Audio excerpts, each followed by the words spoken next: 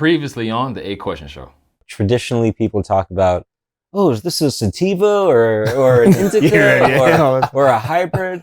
And that's all nonsense. Everything, first of all most modern cannabis genetically is a hybrid today. And second of all, it doesn't matter because it's all about the terpenes and the cannabinoid content. That's why I'm front line, hand the sword. I do this all for myself, not the cash or no damn award. I need intelligence to craft my bars. I need the medicine that grows effervescent from the hands of God. I need inheritance to slash the odds, create a pipeline to the well while you grasp for straws.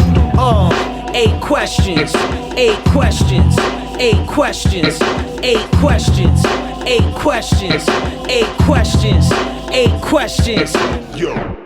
All right, welcome back to the 8 Questions Show. We got our good friend here, Mike Z, cannabis business coach, enjoying some time with us today. Man. Mike, we know that cannabis is increasingly becoming legalized in different states, but there's still this whole demon looming over our heads in the industry of the federal government still keeping cannabis illegal. What is the deal with the federal government still, after all of this time and after all of this legalization, keeping this plant illegal? What are they up to? What is their motive? How can we change this? And go. Well, it's funny that we're sitting in Scranton right now because Joe Biden has never been a fan of cannabis. Really? Yeah. He's a big drug warrior, if you will. And even you've seen recently maybe that like White House staff and people who work in the government were, he was like fired a bunch of people who are using cannabis. And, so he's not so 420 friendly. I think that's a part of it. But I think the two bigger parts of it are, one, it's very complicated as we've seen, right? And to figure out how to regulate it and to be responsible for making all of those decisions and then upsetting all of the states who are going to be like, well, we just spent all this time and effort and resources to create our own cannabis market. And now you're telling us we have to do it differently. I feel like it's just a can of worms that nobody really wants to be responsible for. But what would be different? I mean, if they're just like, forget it, it's not illegal anymore. How would that change things? I think it would change things dramatically, but then again, it depends on how they were to legalize it.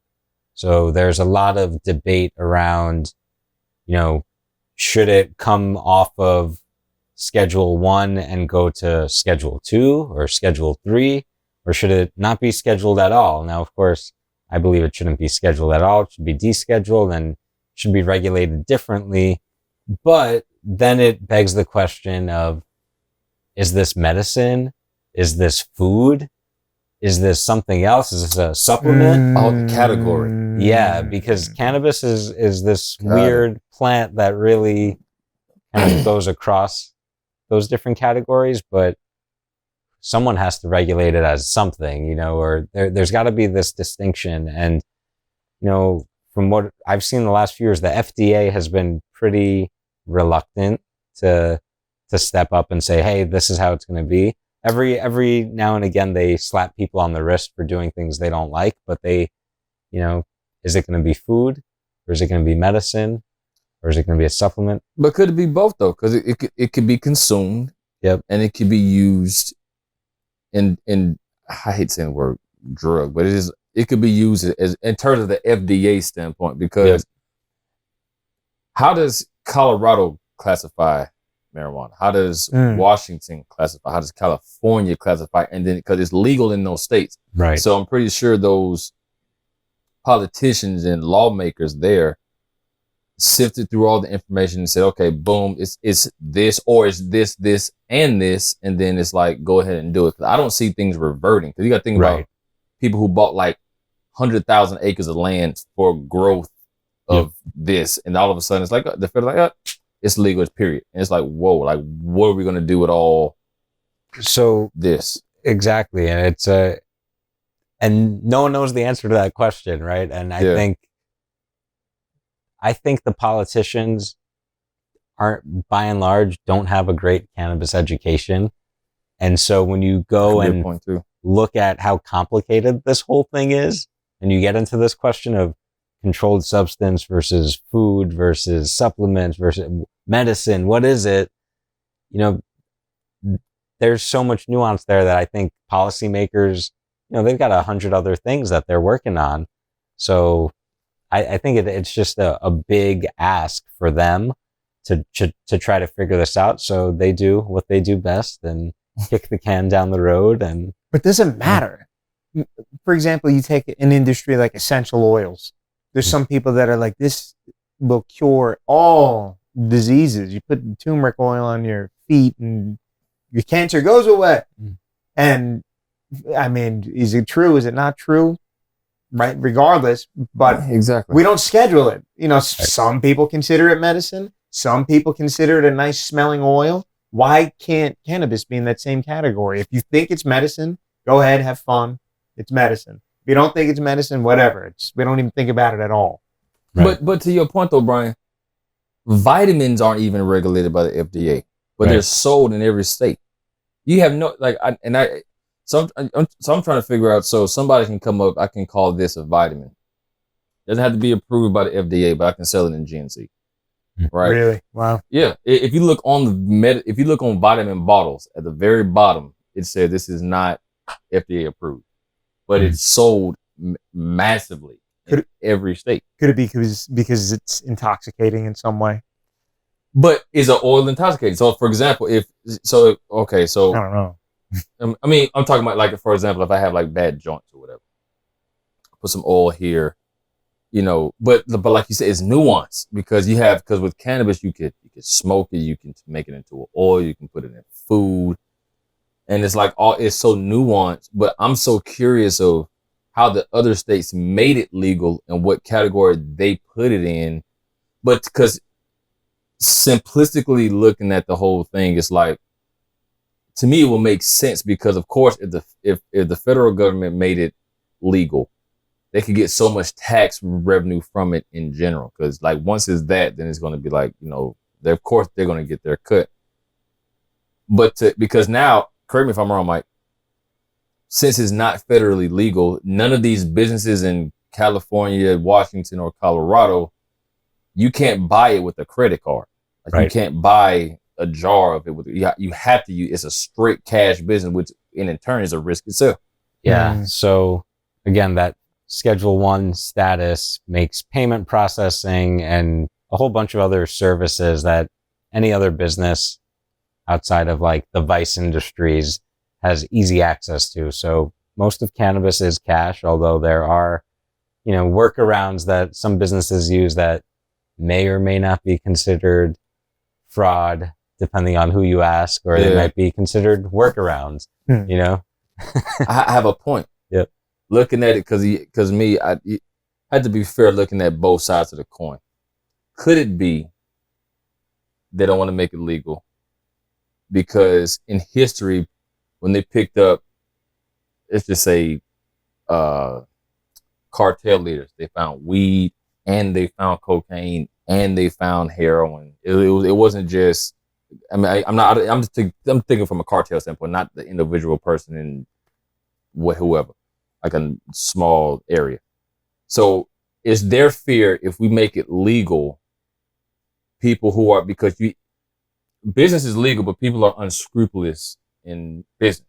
So if they have like if they say, okay, cannabis is legal, they may be afraid of, okay, this person, we're growing weed, but the behind the scenes operation, they could be doing cocaine, they could be trafficking. Yeah, but that you could be like roasting coffee and also be selling cocaine too. You could be like True. running a Chuck E. Cheese franchise and be selling cocaine too. True. So to assume that there would be ill intent just because of the nature of the industry, I don't think is fair. To me, it's a control thing, I think. I think that, you got to follow the money. And my you can look at who lobbies against cannabis reform. And my understanding, if I'm not mistaken, if I remember correctly, it's primarily two groups, Big Pharma and law enforcement. Really? If I remember correctly, those are or maybe when I say law enforcement, I mean law enforcement in prisons. So I think those are the major. That's a micro clip right there. Yeah. All right. That's good. Wow. So Big Pharma and law enforcement are fighting against this.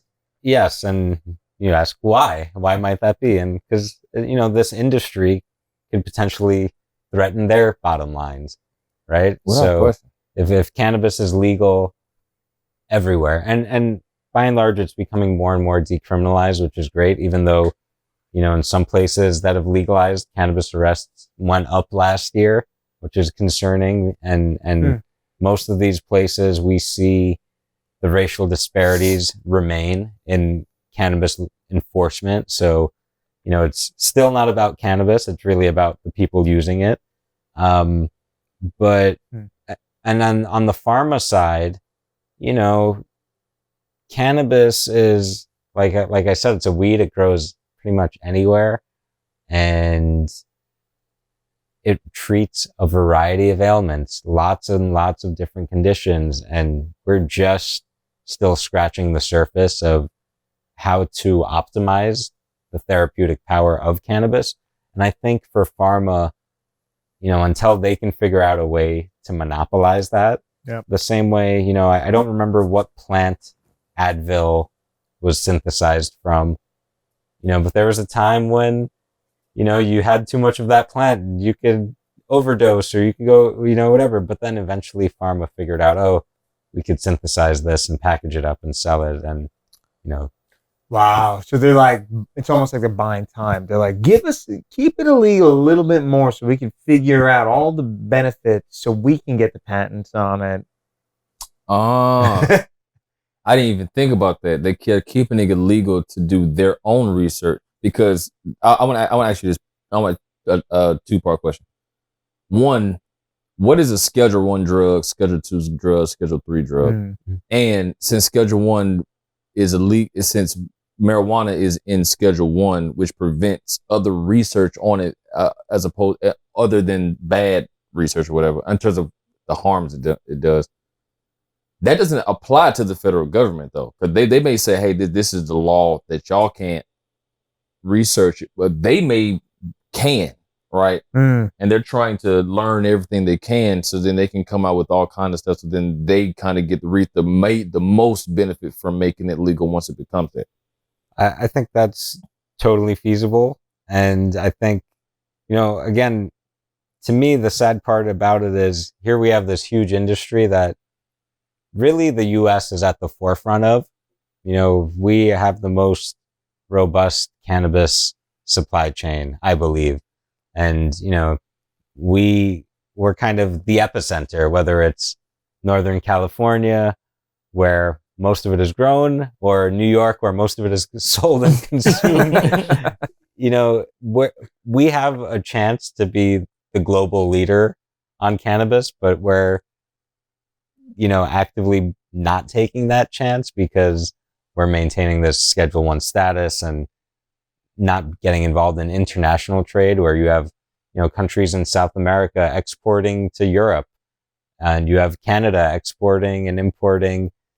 International cannabis commerce is happening legally. Wow. But because the U.S. really kind of exported cannabis prohibition all over the world, I think that's something we'll see get resolved in maybe a decade or two from now, where the U.S. will say, hey, I think descheduling or rescheduling would happen sooner, but the international trade, I think, is going to come after, which again is going to change the whole paradigm of this industry, because right now it's like you have all these separate markets that created their own supply chains. And it's like, do you really need like a state of the art $50 million indoor grow facility in a place like Massachusetts or New York State, where the climate really isn't that good for growing cannabis when you could import from Colombia, Right. where they can grow outdoor all day with much cheaper labor and much less of a carbon footprint, so. You said something earlier that got my mind going in terms of the exportation of cannabis prohibition. Mhm. In the Olympics, that's what it is. Like, it's a yes or no thing. For example, Sha'Carri Richardson, because from a run fast component, Mhm. I don't think cannabis helps in that area, right? And I don't think you smoke and then run like a 10-2 or something like that, personally. But then I think, so she got suspended, she got suspended and she couldn't go to the Olympics even though she like won or whatever. Mhm. But then I think it was the cannabis thing because it was an Olympic rule. But then I forgot the country, but there's one female athlete, track athlete, who they tested and had a performance enhancing drug, Mhm. and she's pre-trial won, if I'm not mistaken, but she could still compete in the Olympics. So you had one that wasn't performing enhancing, tested, and then also too, I think her mom had just passed away, so I think that was her coping mechanism. But then she couldn't go and compete in the world championships, but the performance enhancing thing was called, but she was allowed to compete. So it's like you said, the prohibition of the thought process of how bad this. So when it was used in ancient times to to help you out, and it's this rule in the Olympics where if we catch this, then that's it for you. Period. It's kind of funny how things like go, and It's not even at all. No. So like the NFL, there was such against it. Now they're for it. NBA is now for it. So I wonder, is that going to matriculate to other professional leagues too? Absolutely. And I think what you're describing is this institutional anti-cannabis bias that is baked into all of our institutions, all modern institutions, more or less. And so the movement and the industry have been working to undo that and to redefine some of these institutions, whether it's healthcare, which, still most doctors don't know anything about cannabis because they were never taught about the endocannabinoid system or any of that in medical school. And when you ask them about it, often they'll say, oh, well, there's not enough research because we can't do research. You can't do clinical trials. Yeah. So, it's kind of this cruel chicken and the egg thing. Yeah. But, even with, I'll give you another example that you might never think that cannabis would play a part in it, but with two, actually, immigration and, what's the word? I guess family law, like child custody stuff. Okay. Where, for example, if you're an immigrant and you get caught with cannabis, even in a legal state, you could be at risk of being deported and losing like all of your immigration status, all that stuff, just because, again, the federal, when you're talking about federal, there's different repercussions and consequences. And then on the family side, it's like, if in a lot of states, if you're in a custody battle and you can say, oh, this person drug test them, they have cannabis in their system, you're not getting custody. So crazy. There's all sorts of instances of these biases that, we need to reform these institutions. And I'll even say that in higher ed, I see a little of this where, it's like we're trying to update these institutions to have fact-based, sensible cannabis policy. But it all starts with education. You can't have that unless, people are aware that, one, there's an issue, and two, all right, like, let's get to the bottom of this. But as we've seen in these conversations, that once you go down the cannabis rabbit hole, there's a lot of complexity and nuance, and it's I'm learning stuff every day about this thing, even after being a student of it for almost a decade. 100%. So real quick. if it's literally going to take 2 seconds. Let us know what's the worst scheduling, and can you give us quick, 3 quick drugs in Schedule 1. When Schedule 1, this is a drug. Schedule 2, this is a drug. Schedule 3, this is a drug. Do you know that? Off the top of my head, no. Okay. I could look it up, but it's like I think 1 is cannabis, heroin, and LSD. I think are in there. Is that the worst one? That's the worst one. Yeah. So Schedule 1 is the worst. Is the worst. Where again, it's defined as high potential for abuse and no established medical value. And then I think it goes. I forget if it goes to 3 or 5 or whatever. But if I remember correctly, and I could be wrong about it, but tobacco and alcohol aren't even scheduled.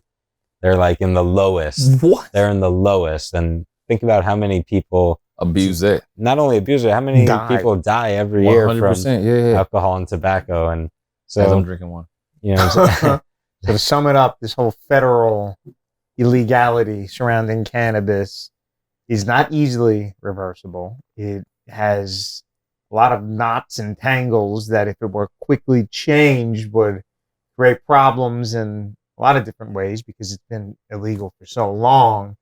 But progress can be made if education is in the forefront of this and people develop policies from a position of knowledge rather than ignorance. We're going to see Mike for the next episode, which is the one I'm most excited about, which is, can marijuana help you spiritually? We will see you next time. Wow. Okay. On the next episode of the 8 Question Show. Why do people do this? Why do we have this human curiosity for mind-altering substances and transcendence? And, you know, I think humans are just searching for the truth. Yeah. And we want to know, you know, there's this great mystery we're a part of. We all want to know, why am I here? Why is this? And, you know, I feel like cannabis and all these psychedelic plants or whatnot are a pathway for exploring and also for gaining some insight.